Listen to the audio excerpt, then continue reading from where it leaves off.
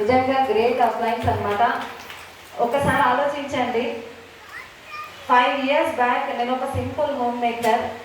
అంటే నేను ఫస్ట్ నా బ్యాక్గ్రౌండ్ చెప్తా. ఇక్కడ చాలామందికి ఏంటంటే మాకు ఎలాంటి బ్యాక్గ్రౌండ్ లేదు, ఓకేనా, మేము డబ్బున్నోళ్ళం కాదు, నేను ఈ బిజినెస్ చేయలేను, నేను మాట్లాడలేను అని చాలామంది ఇలా చిన్న చిన్న రీజన్స్ పెట్టుకొని ఇంత మంచి బిజినెస్కి దూరం అవుతున్నారు. సో నేను కూడా ఏంటంటే ఇంతకుముందు దాస్ సార్ చెప్పారు కదా, చాలా భయపడేదాన్ని, చాలా భయస్తురాల్ని. అంటే ఈ బిజినెస్లో బ్రాంచ్ డైరెక్టర్ అయినప్పుడు స్టేజ్ మీదకి ఇన్వైట్ చేసినప్పుడు సంధ్య మేడం వచ్చేంత వరకు నేను స్టేజ్ మెట్లు ఎక్కలేదు. మేడం వచ్చినాక మేడం చేతులు పట్టుకొని పైకి ఎక్కిన, అంత భయపడుతుండే నేను.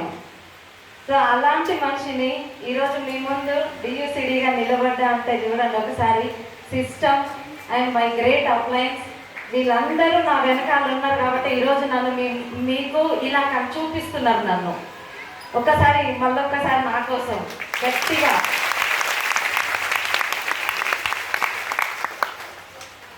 నిజంగా నా 5 సంవత్సరాల కళ అక్కడి నుంచి ఇలా నడుచుకుంటూ రావాలని. ఒక్కొక్క లీడర్ రికగ్నిషన్ చూసినప్పుడల్లా నేను డ్రీమ్ చేసేదాన్ని. అక్కడ వాళ్ళు కనిపించకపోతుండే, నేను కనిపించేదాన్ని. నాది కూడా దగ్గరికి వస్తుంది, నాది కూడా దగ్గరికి వస్తుంది. సంజయ్ మేడం అయ్యాక ఇంకా నాది వచ్చేసింది ఇంకా మేడం తర్వాత నేనే కదా. సో నాకు అట్లా అనిపించేది అనమాట. సో నేను అలా ఫీల్ అవుతుండే ప్రతి ఒక్క అప్లైన్ రికగ్నిషన్. ఫ్యామిలీ రియూనియన్లో అక్కడ ఫస్ట్ టైము 3 years బ్యాక్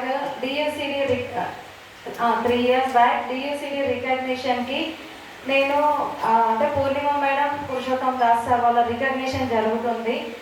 వాళ్ళు స్టేజ్ మీద నడుచుకుంటూ వచ్చి ఆ రికగ్నిషన్, ఆ హంగామా అదంతా చూసి నేను చాలా ఎమోషనల్ అయినా. మీరు ఎట్లా అయ్యారో నాకు తెలియదు కానీ చాలా ఎమోషనల్ అయినా. ఎందుకంటే మేడం వాళ్ళు అక్కడ నుంచి అంటే అవి పెట్టినాక ఆ ట్రోఫీ తీసుకొని ముందుకు నడుస్తూ వచ్చి మేము సక్సెస్ అయినామని చూపిస్తారు చూసిరా. నాకు వాళ్ళు చేసిన కష్టం కనిపించింది. నిజంగా ఎంత కష్టం అంటే ఎన్ని ముళ్ళ బాటలు దాటుకుంటూ వస్తే ఈరోజు ఒక సెలబ్రిటీ లాగా. ఫస్ట్ టైం పూర్ణిమ మేడం అలా రెడీ కావడం నేను చూసిన. నేను అప్పుడు చూసిన అనమాట, ఒక సెలబ్రిటీ, ఒక హీరోయిన్ లాగా రెడీ అయ్యి వచ్చారు. చాలా హ్యాపీ అనిపించింది. అంటే ప్రతి ఒక్క పర్సన్ కూడా ఈరోజు ఈ రికగ్నిషన్ అనేది సాధ్యం అవుతుంది అని వాళ్ళని చూసినాక నేను ఇంకా స్ట్రాంగ్గా డ్రీమ్ చేసిన. ఒకసారి ఆలోచించండి, ఈ బిజినెస్కి ముందు నాకు కూడా ఏం తెలియదు, చాలా భయపడేదాన్ని. ఏం చేయాలన్నా ఏదైనా కానీ బిఫోర్ ఈ బిజినెస్కి ముందు నా చిన్నప్పటి నుంచి ఏంటంటే నా ఆలోచనలు చాలా పెద్ద పెద్ద ఆలోచనలు ఉంటుండే.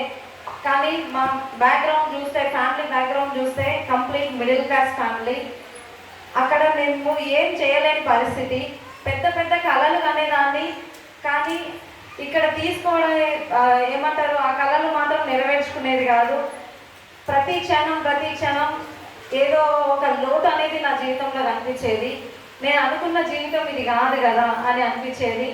తర్వాత జర్నీలో ఏమైందంటే నాకు బిఫోర్ ఈ బిజినెస్కి వెస్టీజ్కి ముందు వేరే కంపెనీలో నాకు ఈ అవకాశం దొరికింది. ఈ డైరెక్ట్ సెల్లింగ్ ఇండస్ట్రీనే. మా ఫ్రెండ్ అనమాట పాదని, ఇక్కడే ఉన్నారు, డైమండ్ డైరెక్టర్. సో నేను తను చేసిన మేలు అస్సలు మర్చిపోను. ఎందుకంటే తను ఈ అవకాశం చూపించకపోతే నా లైఫ్ ఎటుపోయేదో, ఏదో ఒక జాబ్లో అయితే ఇరికిపోయేదని నాకు తెలిసి. సో అక్కడ అవకాశం చూపించింది. అక్కడ నాకేమనిపించిందంటే ఆ మీటింగ్స్కి అన్నీ అటెండ్ అవుతుంటే నాకు సరైన ప్లాట్ఫామ్ దొరికిందని నాకు అనిపించింది.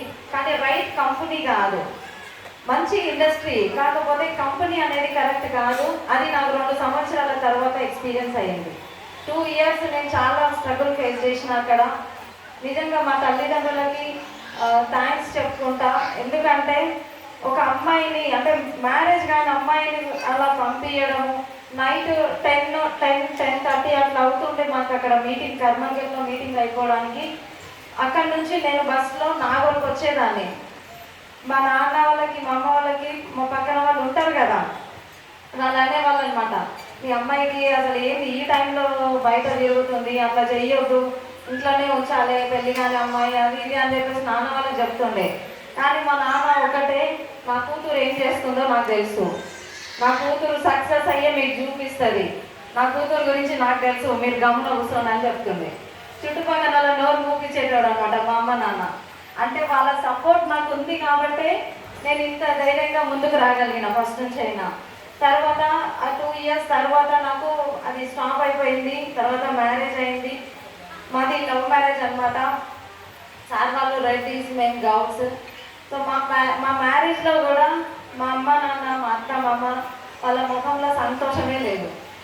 మా పెళ్ళి ఆల్బమ్ చూస్తే నేను మొన్న 1 ఇయర్ బ్యాక్ ఏమో చూస్తుంటే మా సార్తో చెప్పింది అనమాట, ఒక్కరన్నా నవ్వుతలేరు, ఈవెన్ నేను కూడా నవ్వట్లేను. ఎందుకంటే వాళ్ళకి హ్యాపీ లేదు. ఇంటర్ క్యాస్ట్ మ్యారేజ్ చేసుకుంటుంది, అది రెడ్డిస్ అమ్మాయి, మళ్ళా మనకంటే పెద్ద కులం వాళ్ళు, ఎట్లా ఉంటుందో ఏమో నా బిడ్డ అని మా డాడీ కూడా భయపడ్డారు. ఎందుకంటే బయట సమాజం అట్లుంది కదా, అలా భయపడ్డారు అనమాట. తర్వాత నేను మా సార్తో అన్నా, ఒక్కరన్నా నవ్వట్లేరు చూడు ఫోటోలో అంటే మా సార్ ఒక మాట అన్నారు, ఇప్పుడు చెప్పాలి తప్పదు అది. ఏమన్నారంటే, అసలు ప్రతి తల్లిదండ్రుల కోరిక ఈ కొడుకుని అంటే ఈ పెళ్ళి అనే ఘట్టం అనేది ప్రతి తల్లిదండ్రుల కోరిక ఉంటుంది.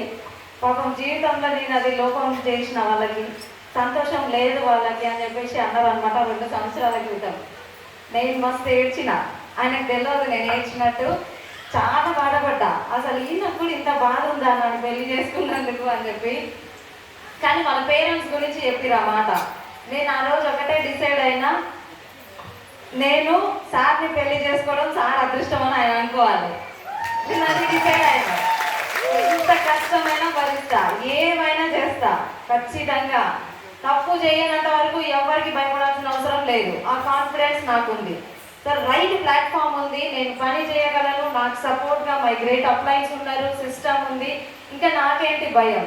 సో మా సార్తో నేను ఒకటే మాట, ఆ నెక్స్ట్ డేనో మరుసటి రోజో నేను చెప్పిన, ఒక 2 సంవత్సరాలు నాకు టైం ఇయ్యి, ఖచ్చితంగా నేనంటే ఇంకా నిరూపిస్తా అని చెప్పేసి మా సార్తో చెప్పిన. సో అలాగే చేస్తూ వస్తున్న కొద్ది ఏంటంటే స్టార్ కంప్లీట్ అయింది. ఒక్కొక్క పిన్ నిజంగా స్టార్టింగ్లో అంటే ఆ పాప కడుపులో ఉన్నప్పుడు నేను బిజినెస్ స్టార్ట్ చేసిన. మరి కడుపులో ఉన్నప్పుడు స్టార్ట్ చేసిన, మరి ఇంత మీలాగా ఇంత యాక్టివ్గా నేను పని చేయలేకపోయేదాన్ని. చాలా మెంటల్ ప్రెషర్ ఉంటుండే నాకు, చాలా ఏడ్చేదాన్ని. అసలు సార్ వాళ్ళు, మేడం వాళ్ళు మీటింగ్స్కి వెళ్ళి ఆ ఫొటోస్ గ్రూప్లో షేర్ చేస్తే నేను వెళ్ళలేకపోతున్నా కదా, నేను పోలేకపోతున్నా కదా అని అనిపించేది. అలా చేసే క్రమంలో ఏంటంటే మై గ్రేట్ అప్లయన్స్ నిజంగా సంధ్యా మేడం చాలా హార్డ్ వర్క్ చేసింది పాపం నా కోసం. నేనెందుకు పోవాలి నీ కోసం అని అనుకోలేదు ఎప్పుడైనా. ఇక్కడ డెమో ఉంది మేడం అంటే పాపం వెళ్ళేది బండి మీద. అప్పుడు మేడం దగ్గర కారు కూడా లేదు. బోడుప్పల్కి వెళ్ళినాం ఒకసారి మేడం నేను, ఆఫ్టర్ డెలివరీ తర్వాత. రిటర్న్లో వస్తుంటే మేము ఎల్బీ నగర్ రింగ్ రోడ్కి వచ్చినాము. అక్కడికి రాకముందే పెద్ద వాన పడి ఆగిపోయింది. మేము వర్షంలోనే తడుచుకుంటూ వస్తున్నాము. ఎల్బీ నగర్ రింగ్ రోడ్లో నేను ఆటో ఎక్కి హైట్ నగర్ వెళ్ళినా. అక్కడ నుంచి మేడం వెళ్ళిరంట. చాలా అసలు వాటర్ మొత్తం ఉండే, చాలా ఘోరమైన పరిస్థితి ఆ రోజు. అయినా అంత వర్షంలో తడుచుకుంటూ ఇంటికి వెళ్ళిపోయింది. ఇంటికి వెళ్ళినాక మళ్ళీ ఫోన్ చేసింది, మీరు వెళ్ళిరా ఇంటికి అని చెప్పి. అండ్ నెక్స్ట్ ఆంజనేయులు సార్, ప్రతి చెప్పాలంటే చాలా ఉన్నాయండి ప్రతి దగ్గర కూడా. ఇప్పుడు ఆంజనేయులు సార్ కూడా నాకు ఏ బాధ వచ్చినా, ఏం అనిపించినా, భయం అనిపించినా నేను ఆంజనేయులు సార్కి, దాస్ సార్కి, వీళ్ళిద్దరికి చెప్పుకుంటా ఓపెన్గా. ఎందుకంటే నాకు ఎందుకో తెలియదు, వాళ్ళని నా ఓన్ బ్రదర్స్గా నేను ఫీల్ అవుతా. వడ్డేమన్ శ్రీనివాస్ సార్, ముగ్గురు కూడా ఆంజనేయ సార్కి చెప్పి ఏడ్చేదాన్ని అనమాట ఫోన్లో. ఒకసారి ఒక ఇన్సిడెంట్ జరిగింది టీంలో. సో ఇలా జరుగుతుంది సార్ అని చెప్పి ఏడిస్తే, సిస్టర్ మీకు నేనున్నా, మీరు ఏం భయపడాల్సిన అవసరం లేదు, మీకు ఏదైనా సరే నేనున్నా హెల్ప్ చేయడానికి అని చెప్పారు. మీరు వెనుకకి వెళ్ళొద్దు అని చెప్పారు ఆంజనేయ సార్. ఆ మాట నేను ఇప్పటికీ మర్చిపోను. శ్రీనివాస్ వడ్డేమన్ సార్, నిజంగా సార్ గురించి నాకు ఎప్పుడు తెలిసిందంటే, నేను బిఫోర్ కంపెనీలో ఉన్నప్పుడు ఆ కంపెనీలో జాబ్ చేసే బిల్లింగ్ చేసే దగ్గర ఒక పర్సన్ ఉండే, అతను కొత్తగా రిక్రూట్మెంట్ అయ్యిందనమాట. ఆ పర్సన్ ఏం చేసిందంటే నా నెంబర్ తీసుకొని నాకు ఫోన్ చేస్తుండే కొంచెం చీట్ చేస్తుండే అనమాట. నాకు భయం అయింది. నాకు ఎవరు బ్రదర్స్ లేరు, ఓన్ బ్రదర్స్. మా తమ్ముడు కజిన్ బ్రదర్స్ చెప్తే వాళ్ళు ఎట్లా రియాక్ట్ అవుతారో నాకు తెలియదు. శ్రీనివాస్ సార్కి చెప్పిన అనమాట, సార్ నన్ను ఇట్లా ఫోన్ చేస్తుంది సార్ నాకు ఊరికి అతను అంటే, నెక్స్ట్ డేనే మీరు రండి, ఒకటే ఆఫీస్ ఉంటుంది అనమాట, మీరు రండి మేడం ఆఫీస్కి, నేను మాట్లాడతా వాడితోటి అని చెప్పి ఆఫీస్కి వచ్చి మా సిస్టర్